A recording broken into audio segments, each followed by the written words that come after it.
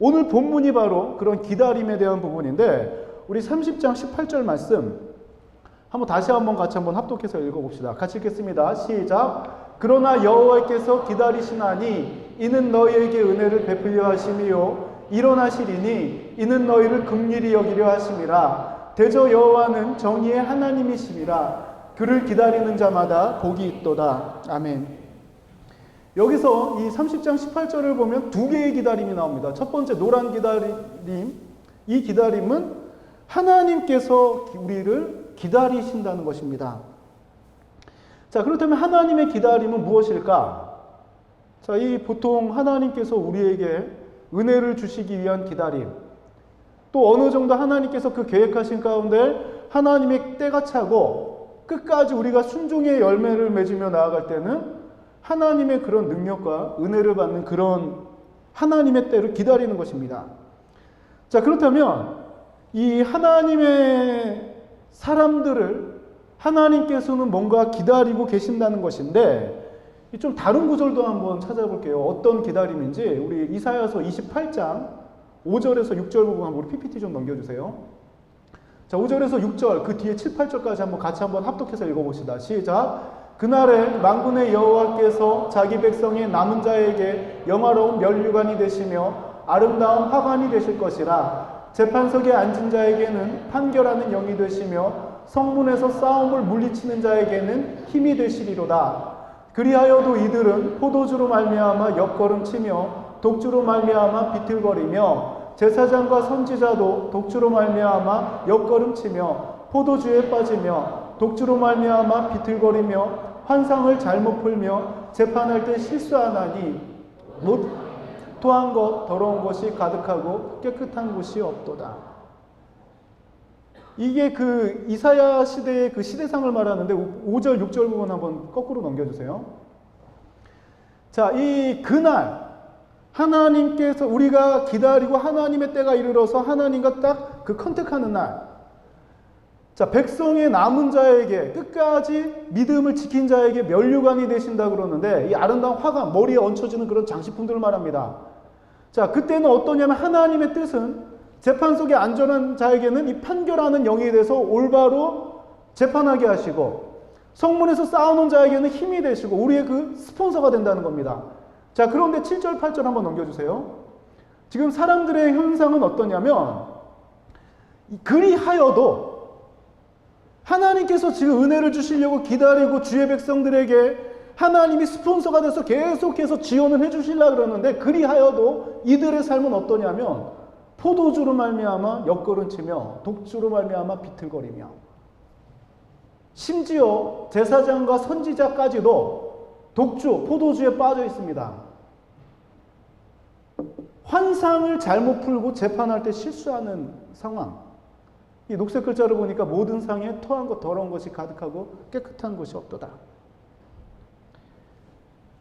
자, 이 하나님의 날이 임하는데 그 남은 자들에게는 하나님이 분별할 수 있는 사람들은 하나님의 은혜를 체험하고 이것이 능력이 되지만 지금 하나님께서 임하시는데도 그리하여도 이 세상 문화에 빠져서 무엇을 해야 되는지 이 시대에 우리에게 하나님께서 분명히 계속해서 우리 10년 가운데 메시지를 던지시고 하나님의 뜻을 알리시는데도 이것을 깨닫지 못하고 계속 세상 문화에서 지금 비틀거리고 있는 것입니다. 영적으로 둔감해진 상태. 지금 이 지난주에 맥주 세금 줄였죠? 4캔에 10,000원 만들려고 이 맥주 세금을 다 줄였습니다. 자, 이것이 뭐 굉장히 한국 국민적으로 막 잘했다고 칭찬을 받고 있죠. 맥주 세금 줄인 게. 술 문화가 굉장히 익숙한 시대. 이 술을 어쩌다가 이게 우리나라가 이렇게 됐는지 모르겠어요. 옛날에 그 독재 정권 할 때 소주가 나왔는데 그 이유가 뭐냐면 이 사람들이 생각을 흐리게 해서 이 정권에 반역을 못하게 하려고 각 지역마다 소주 공장을 하나씩 세웁니다. 근데 지금 그때 세운 소주 공장들이 전부 다 맥주 만들고 있거든요. 뭔가 이성적으로 영적으로 굉장히 흐리게 만드는 그 출발점이 저는 이 술 문화라고 생각하는데 이 문화가 지금 교회 안까지 파고 들어가지고 이 얘기할 때마다 참 제가 마음이 참 힘듭니다. 따라합시다. 하나님의 백성들은 세상 속에서 살아가지만 세상과 구분되는 삶이어야 한다. 구분해야 됩니다. 여호와께서 임하시는 때 우리는 주의 백성이라면 그것을 기뻐하고 그때 하나님의 능력받고 사명받아가지고 스폰하신 하나님의 힘입어서 이 마치 순풍을 만난 배처럼 정말 그 비전을 향해서 달려나가는 것이 그리스도인의 축복인데 이것을 갖다 잡고 세상 권세를 잡은 사탄은 이거를 흐리멍텅하게 자꾸 세상에서 좋다는 것까지도 교회에서 좋게끔 그렇게 착각을 하게 만듭니다. 우리 삶에서 중요한 것은 이 비단 내가 이 세상적으로 완벽해지고 세상적으로 나만 잘 먹고 잘 사는 삶을 주님께서 원하시는 삶은 아닙니다. 물론 평안한 가운데 예수 잘 믿고 축복받는 게 가장 좋지만 주님께서 원하시는 삶은 내가 하나님의 백성으로 살아남는 것. 자, 이 거꾸로 한 번만 돌려주세요. 자기 백성의 남은 자, 멸류관을 받을 그 사람을 하나님께서는 기뻐하신다는 것입니다. 저는 우리 세비청년부가 이런 하나님의 뜻을 알고 하나님의 때를 준비하는 우리 세비청년들이 되길 원합니다. 이 현재 교회의 상황, 더 이상 세상은 우리를 빛과 같은 소금과 같은 존재로 보지 않습니다. 왜냐하면 우리가 세상을 향해 보여준 행동과 모습들이 저들과 구분되지 못했기 때문입니다. 이것은 비단 나 개인의 문제, 한국 교회만의 문제가 아니라 전 세계적인 영적 침체 현상입니다. 얼마 전에 한창 설교 유튜브로 한번 쭉 들어보세요. 이 과거 설교하고 오카노 목사님 설교가 요즘에 또 다시 막 유튜브에서 계속 올라오던데 과거 목사님들이 했던 설교부터 지금 설교까지 보면은 그 말씀에도 이 시대를 따른 하나님의 그 메시지가 흐름이 있습니다. 흐름. 이게 뭐 유행이라고는 할 수 없고 하나님께서 이 목회자를 통해서 선포하시는 말씀의 그 흐름이 있는데 처음에는 우리 한국 목회자들이 이거를 캐치하지 못했습니다. 유럽 교회는 하나님께 징벌을 받아가지고 계속 쇠퇴해서 이제는 우리가 이것을 바톤을 이어받아서 우리가 이 세계적인 그 영적인 흐름을 주도하게 되었다. 자, 그런데 진짜로 선교 한국이라고 해서 한국이 미국을 넘어서는 그 선교사를 파송한 제1위 국가가 된 적이 있었습니다. 자, 그런데 지금 한 10년, 15년 지난 이후에 보니까 우리가 유럽교회랑 지금 똑같이 되어가고 유럽교회는 지금 어떻게 변하냐면 이슬람 사원이나 이 펍이라 그러죠. 맥주 마시는 그런 장소로 지금 변모하고 있습니다. 이것이 남의 이야기가 아니라 우리에게 다가올 수 있는 위기를 하나님께서 저쪽 지역에서 보여주시는 것만 같아서 참 걱정이 많이 됩니다. 이 시대를 살아가는 우리 기독 청년들이 정말 비전을 품고 가장 중요하게 생각해야 되는 것이 무엇이냐면 물론 세상적으로 좀 더 편하게, 좀 더 풍족하게 이것을 준비하는 것도 물론 잘못되었다고는 단정 지을 수 없지만 그러나 내가 하나님 앞에 예배 드리는 것에 지장받으면서 하나님의 일을 하는 것에 지장받으면서 이것이 너무나도 큰 삶의 목표가 되었다면 이것은 우리가 한번 돌아봐야 될 문제인 것 같습니다. 우리의 존재를 좀 온전하게 좀 바로 인식했으면 좋겠습니다. 우리는 세상 사람들과 다른 사람들입니다. 삶의 목표도 다르고 추구하는 것도 다르고 행복을 느끼는 것도 저들과는 다른 것에서 우리는 행복을 느낍니다. 우리는 하루하루 날마다 하나님의 도우심을 구해야 됩니다. 지금이 때일수록 더욱 하나님의 은혜를 구해야 됩니다. 마치 이 출애굽한 이스라엘 백성이 매일 아침마다 만나를 통해서 영양 부분을 공급받아서 생활하는 것처럼 우리도 날마다 하나님의 도우심을 구해야 합니다. 그래서 주님께서도 우리에게 일용할 양식을 구하라고 주기도문을 통해서 우리에게 알려주셨습니다. 그런데 또 여기서 하나의 문제가 생깁니다. 이 우리 청년들 중에 혹시 일용할 양식을 놓고 기도하는 분 계십니까? 이 참 재밌는 게 요즘 사회가요, 일 안 해도, 진짜 한번 실험해 보세요. 일 안 해도 먹을 수 있습니다. 일 안 해도. 그렇다고 진짜로 뭐 그쪽으로 가지는 말고. 일 안 해도 먹을 수 있고, 일 안 해도 잘 때를 제공을 해줍니다. 다. 이 시스템이 아주 잘 되어 있습니다. 사회 시스템이. 이 풍족하기 때문에, 우리가 이 갈급함이, 풍족하니까 갈급함이 그 정도로 좀 많이 약해집니다. 그래서 그 세계적인 그런 역사를 보면 로마도 그렇고 풍족할 때, 중세의 교회도 그랬고 풍족할 때, 그때가 가장 큰 위기를 겪을 때였습니다. 이 성경에 이 토기장의 비유가 6군데 나오는데, 뭐 예레미야 18장, 스가랴 11장, 뭐 로마서 9장, 이사야서 29, 45, 64장. 이렇게 6군데 토기장의 비유가 나오는데, 우리를 하나님께서 빚으시고 우리는 그 빚음을 받는 이 토기장이로 비유를 하고 있습니다.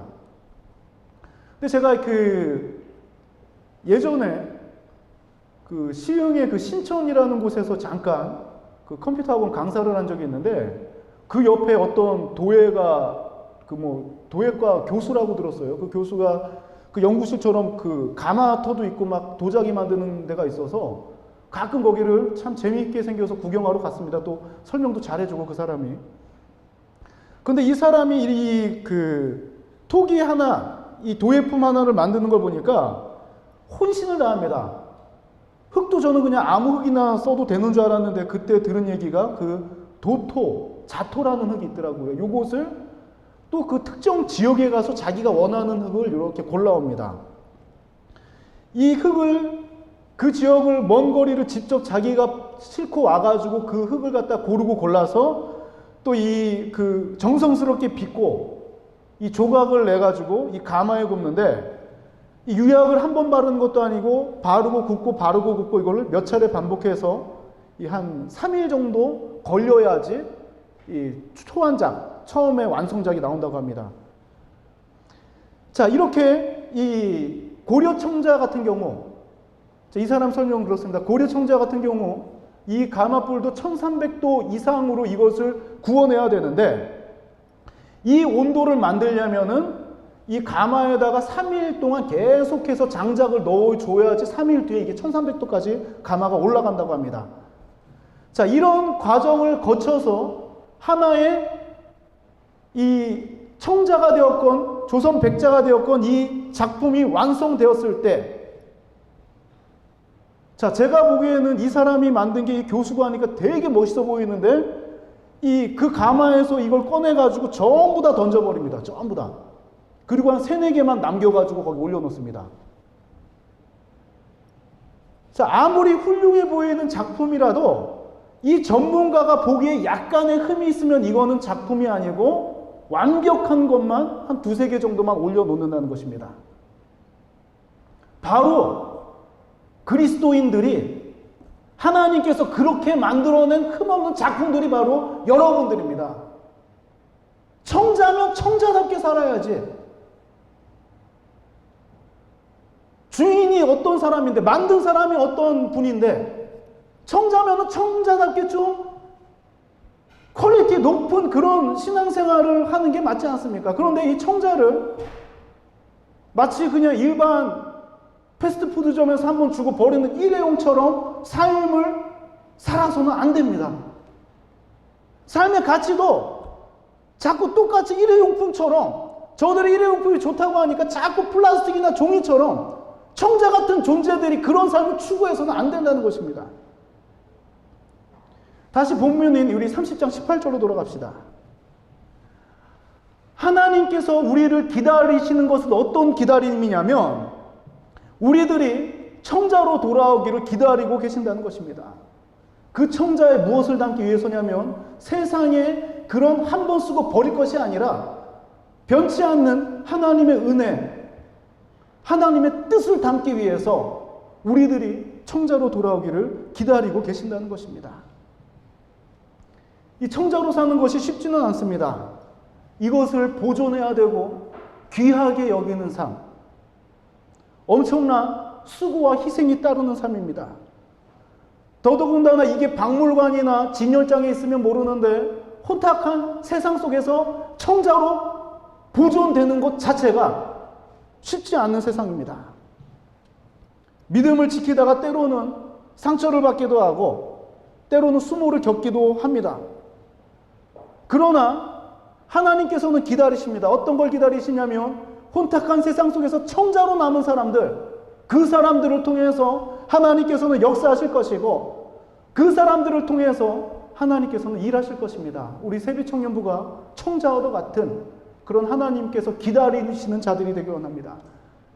이 지난주부터 그 냉장고 헌금을 걷는다고 그렇게 해서 이 액수까지도 그냥 공개를 하겠습니다. 지난주 헌금이 냉장고 헌금만 48만 원이 들어왔고 또 이 오늘까지 걷는다고 했는데 그 와중에 누가 밤중에 몰래 본인이 아끼던 그 냉장고를 헌물하였습니다. 뒤에 보니까 굉장히 익숙한, 어디 있는지 모를 정도로 굉장히 익숙한, 우리 예배당하고 너무나도 잘 맞고 사이즈도 너무나도 좋고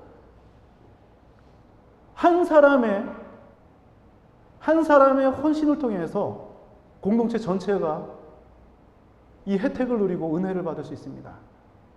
여러분들이 바로 그런 존재가 되어주시길 바랍니다. 한 주간, 일주일간 세상 속에서 살아갈 때 일의 용품 속에서 청자같이 빛나는 구분된 하나님의 은혜를 담을 수 있는 우리 청년들의 삶이 되기를 간절히 소망합니다. 우리 같이 찬양하고 우리 기도하도록 하겠습니다.